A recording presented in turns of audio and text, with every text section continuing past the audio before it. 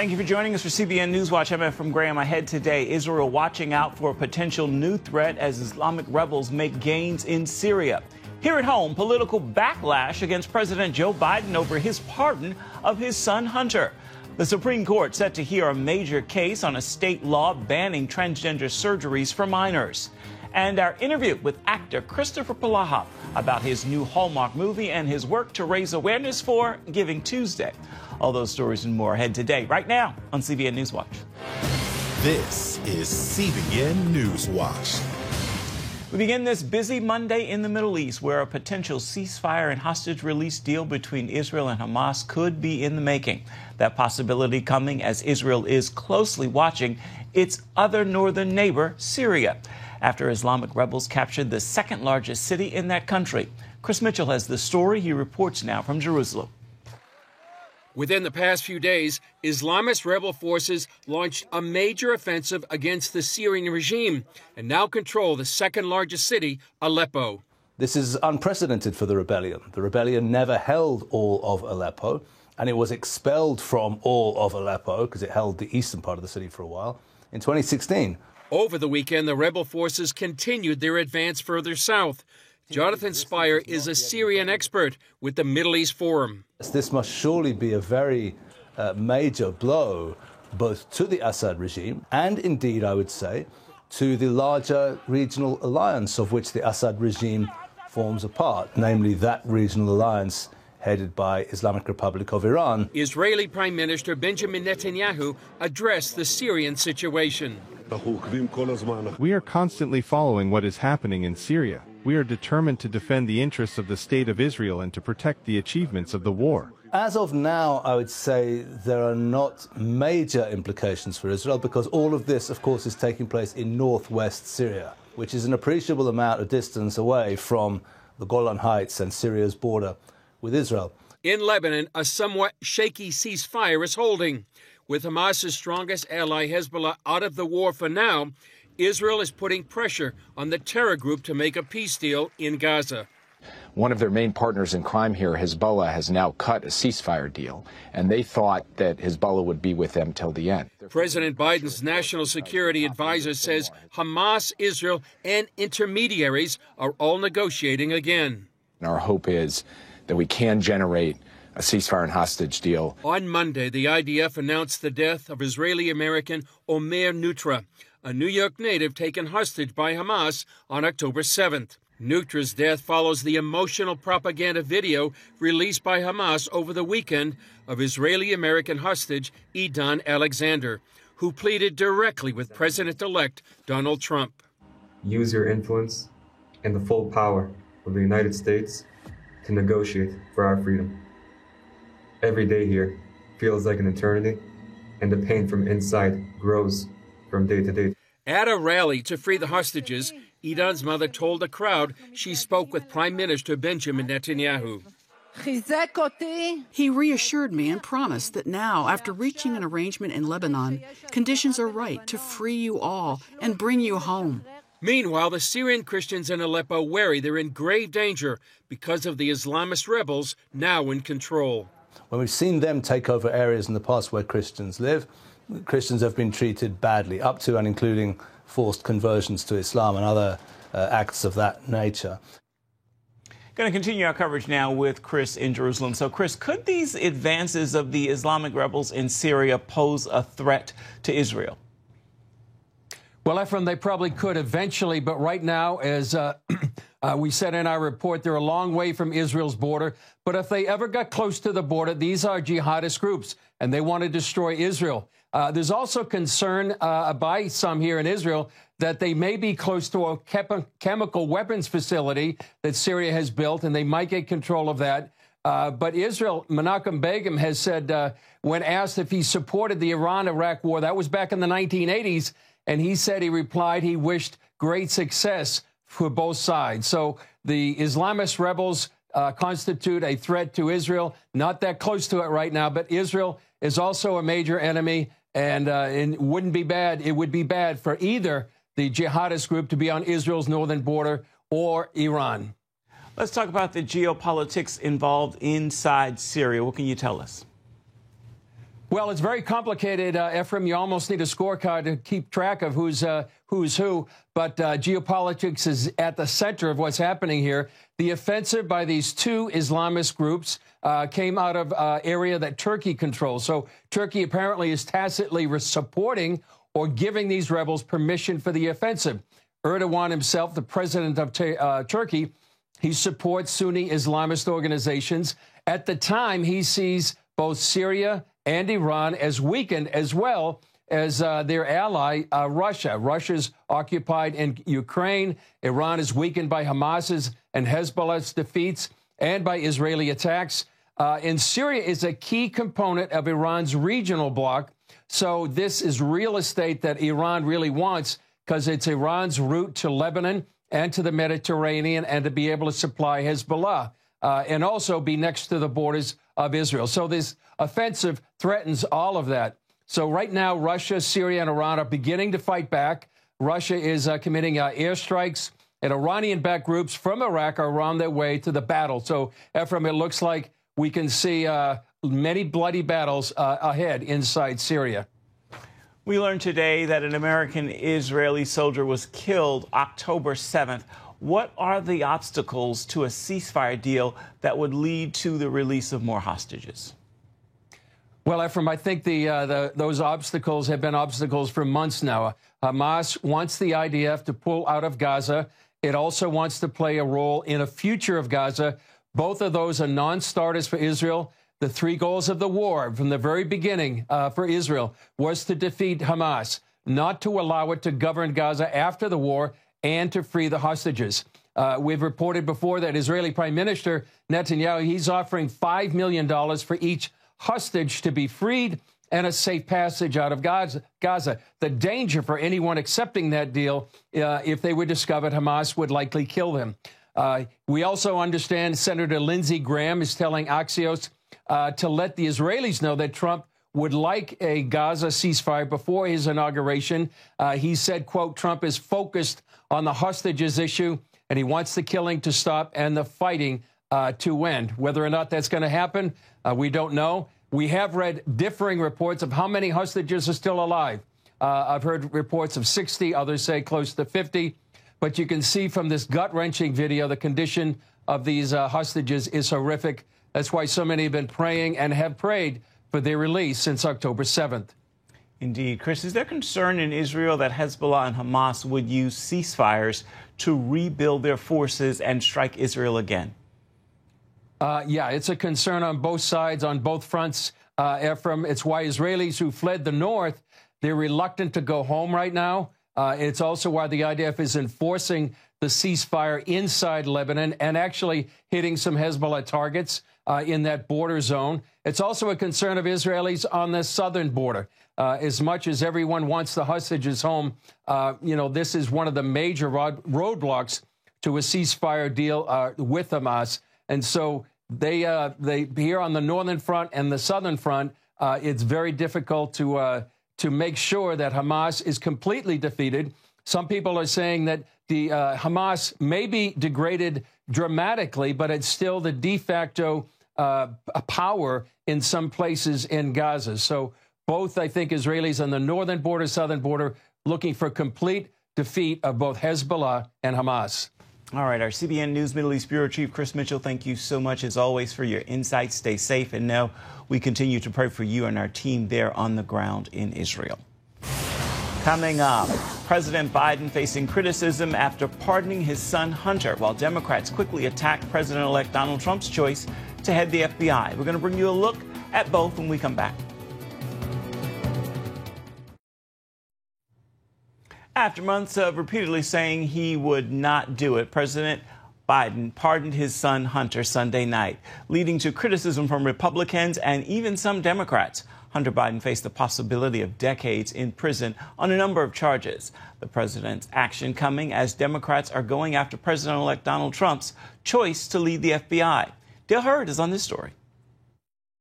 The presidential pardon spares Hunter Biden a possible prison sentence for federal felony gun and tax convictions, and is exactly what President Biden said he wouldn't do. And have you ruled out a pardon for your son?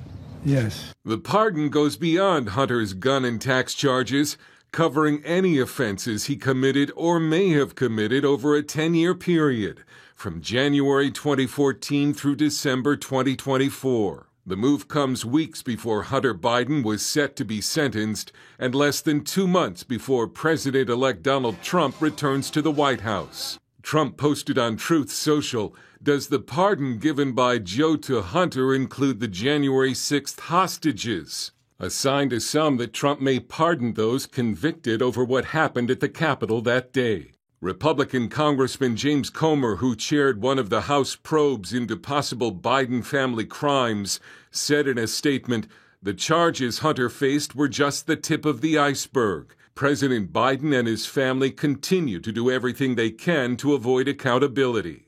Iowa Senator Chuck Grassley posted on X, "I'm shocked President Biden pardoned his son Hunter because he said many times he wouldn't, and I believed him. Shame on me." Even Colorado Democratic Governor Jared Polis blasted the pardon, saying that Biden put his family ahead of the country and that the move would tarnish his reputation. President Biden said he pardoned his son because he believes Hunter was the victim of a politically motivated prosecution. And that's exactly what Donald Trump's new nominee to run the FBI says he wants to stop. Before his nomination, Kash Patel was asked by Fox News how he could restore trust in the FBI and the Justice Department. One thing: exposure of corruption. Put out the documents, put out the evidence. We only have gotten halfway down the Russiagate hole. The people need to know that their FBI is restored by knowing full well what they did to unlawfully surveil them. Democratic Congressman Jamie Raskin told CNN Patel will just take orders from Trump. I haven't seen what the proof is that the FBI has been weaponized against a political party or the Department of Justice. I mean, the deep state, nobody's ever defined it. Apparently, it just means anybody who doesn't do the will of Donald Trump. All of the weeping and gnashing of teeth, all of the people pulling their hair out are exactly the people who are dismayed about having a real reformer come into the FBI and clean out the corrupted partisans who sadly have burrowed into senior career positions at the FBI. The current FBI director, Kristoffer Wray's term runs until 2027. If he doesn't retire, he would have to be fired by the White House. Dale Hurd, CBN News. Still ahead, transgender surgery on trial. The Supreme Court is hearing about a case banning the procedures for minors. Child advocates are hoping the justices finally put an end to what they call nonsense.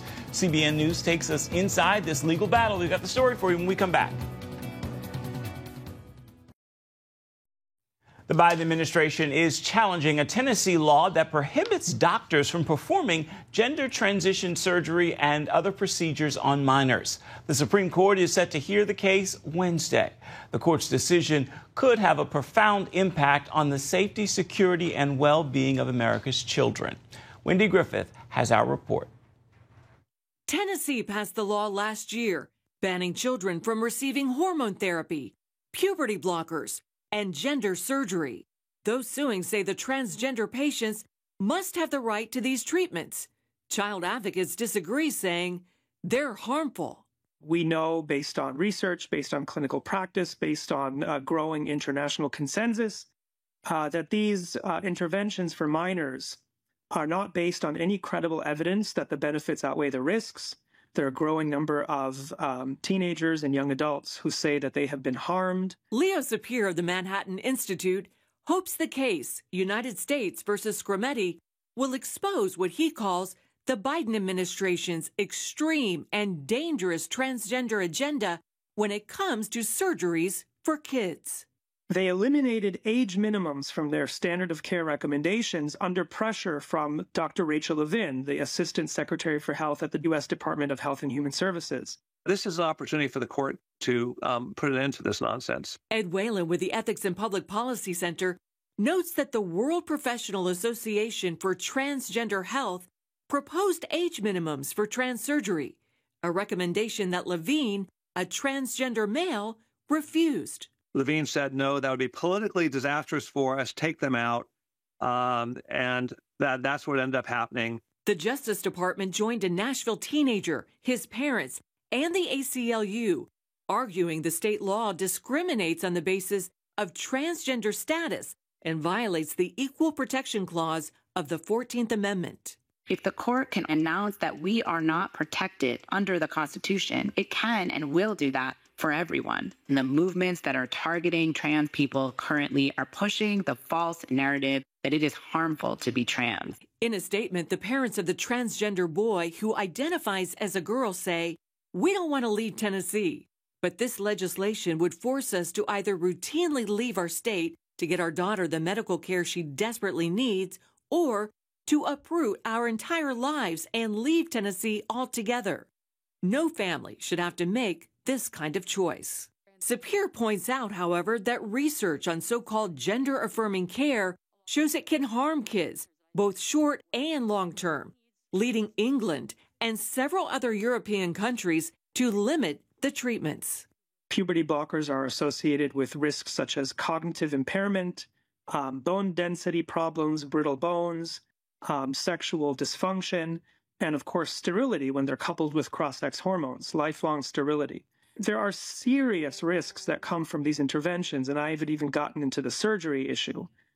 And so it's perfectly reasonable. In fact, it's completely justified for states to say, this is an ongoing, uncontrolled medical experiment on children, and we're going to regulate it. We're going to make sure that kids have the ability to understand what they're getting themselves into before they can possibly give consent to these treatments. Many detransitioners are also warning their peers about the danger and the trauma of these often drastic procedures. Whatever your issue is, cutting your body up is not going to solve that. How do you respond to those who say, well, some of the stuff is reversible? You can change your mind. I wish it was reversible. Both experts believe the Supreme Court will deliver a sweeping victory to Tennessee and uphold age restrictions for transgender surgeries, something more than 24 states already do. Their big concern now is the other states that have no age restrictions for irreversible, life-altering trans surgeries, which they argue is more about politics than science and could put countless children in danger. Wendy Griffith, CBN News. Coming up, I interview with actor Kristoffer Polaha about his new movie on Hallmark and the move to raise awareness for this year's Giving Tuesday. We're going to hear from him when we come back. You're watching CBN NewsWatch. Kristoffer Polaha stars in the new Hallmark Christmas film, The Christmas Quest, and he's partnered with World Vision to raise awareness of Giving Tuesday, which is tomorrow. Take a look. I'm not going to Iceland. Chase, there's going to be more to translate. I mean, there's 13 labs, which means 13 clues, counting down to Christmas Day. Well, good luck finding somebody else who can help. I know we're here to talk about Giving Tuesday, but I want to begin with the Hallmark movie that you're in right now. Tell me more about it. The movie, which airs December 1st only on Hallmark Channel, is called The Christmas Quest, and it stars me and Lacey Chabert, the queen of holiday movies herself. And we actually got a chance to film it in Iceland. And it's a really fun, big adventure holiday movie that sort of, if you imagine National Treasure and Indiana Jones, and you stick it in a bag with a Hallmark Christmas film and you shake it all up, you're going to get The Christmas Quest. Do you like doing holiday films? You know what? I absolutely love.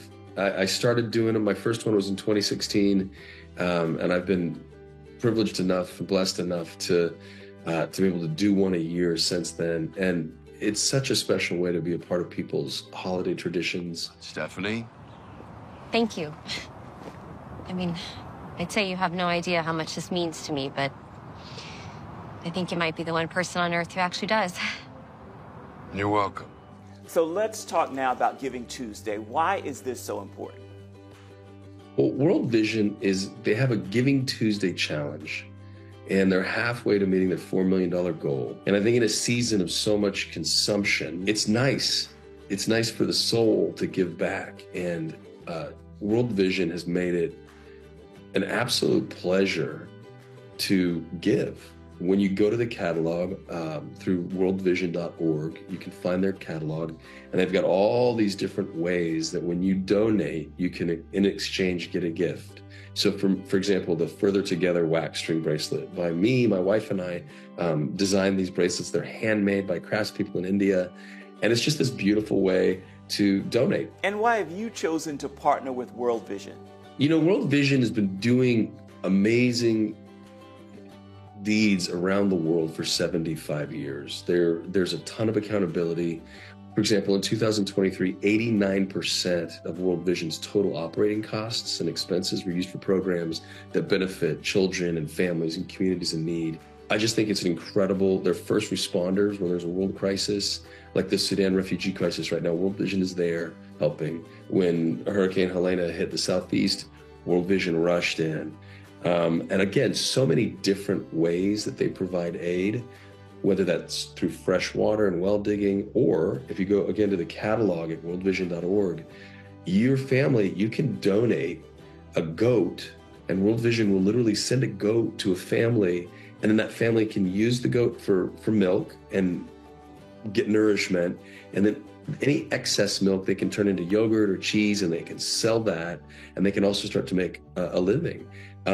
So just really cool, sustainable ways that World Vision is going into communities in need and helping. You go to worldvision.org, you peruse the catalog, and you just start helping, and it really does feel amazing. Indeed. Giving Tuesday is December 3rd. For more information, visit worldvision.org. And Hallmark's The Christmas Quest premiered yesterday, Sunday, December 1st. Time now for your Monday motivation, and today I want to leave you with this thought as we jumpstart your week and we celebrate this holiday season. The Christmas story is a yearly reminder. Heaven came to earth. The Son of God came down to reunite us to our Heavenly Father. There is no greater love. He left His throne to die for us. Don't lose sight of this truth this Christmas season. The coming of Christ, Christmas. That will do it for this edition of CBN NewsWatch. Remember, you can always find more of our news programs on the CBN News channel. You can find them there at any time, as well as online at cbnnews.com. Take a moment. Let us know what you think about the stories you've seen here today. You can email us, newswatch@cbn.com. You can also reach out and touch us on Facebook, Instagram, and X, formerly known as Twitter. Hope you'll join us again right here, same time tomorrow. Goodbye. God bless.